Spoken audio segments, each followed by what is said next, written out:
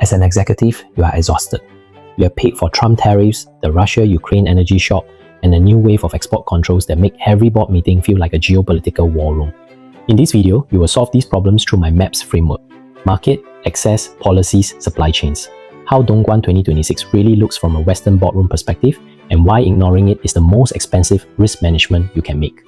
I am Eddie Choi, a strategic China advisor and official mentor appointed by the Chinese government, helping Western firms navigate China's markets, policies, and supply chains.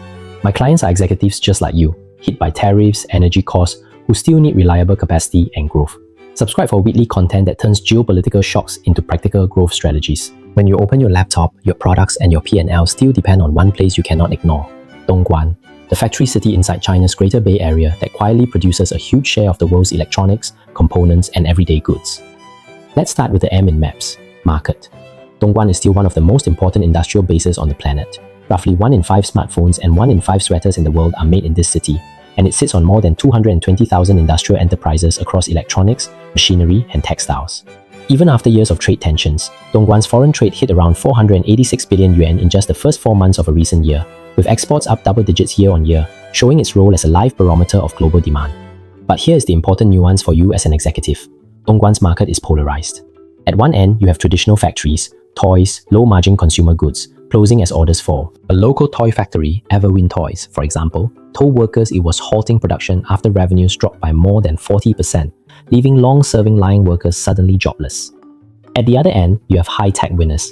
Smartphone makers like Vivo, anchored in Dongguan, ship close to 100 million units globally in a year and run highly automated test labs that drop, ban, and stress test devices thousands of times before mass production. Message for you: the China market is no longer about cheap labor. Dongguan's value is that it combines scale with upgraded, export-oriented tech manufacturing, but only if you are plugged into the right part of the ecosystem. The second piece of MAPS is access, and here, politics and relationships matter more than ever. Dongguan is now deeply integrated into the Greater Bay Area, plugged into Shenzhen's R&D and Hong Kong's finance and legal infrastructure, and local governments are under pressure to keep good foreign investors and high-value orders onshore. What I see on the ground is a clear sorting. Firms that bring long-term orders, technology, and local teams still get fast lane treatment, land, and policy support. Firms that treat China as a pure spot market, switch orders on and off depending on today's headline, find doors closing much more quickly. This is why Western executives who only negotiate on price, not partnership, are increasingly pushed to the back of the line when capacity is tight.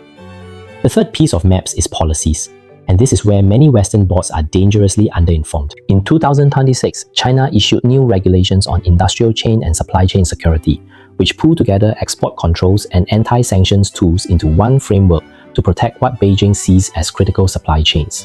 At the same time, new guidelines allow Chinese regulators to investigate and even penalize foreign companies that drop Chinese suppliers primarily for political reasons, including the power to question staff and review internal documents if they are seen to be shifting orders away under external pressure.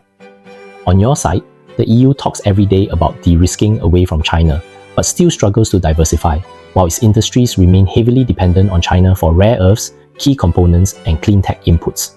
So you are trapped between two policy systems: one that says de-risk away from China, and one that says if you exit the China node for political reasons, we may treat that as a security risk. This is exactly why you cannot treat Dongguan like a tap you simply turn off and on.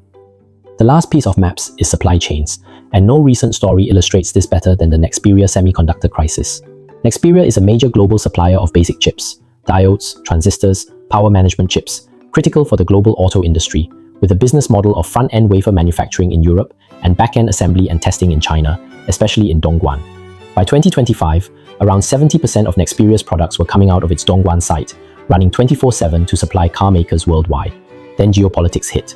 The Dutch government, under US pressure and citing economic security, temporarily took control of Nexperia's Dutch headquarters using a Cold War-era law. In response, China's Commerce Ministry slapped export controls on certain products from the Dongguan plant, and wafer shipments from Europe to Dongguan were cut. The result? Chip deliveries to European and global car makers were disrupted, with industry groups warning that some European auto plants had only weeks of inventory and faced production cuts or shutdowns. This was not a China-only problem or a Europe-only problem. It was a Dongguan as control tower problem, a reminder that your China risk is in fact joint risk in a single, deeply integrated supply chain that neither side can easily replace in 12 to 24 months. If you sit on a Western board and do not have a precise map of how many of your critical parts still run through Dongguan, directly or via Tier 2 and Tier 3 suppliers, you are flying blind. So what does this mean for you?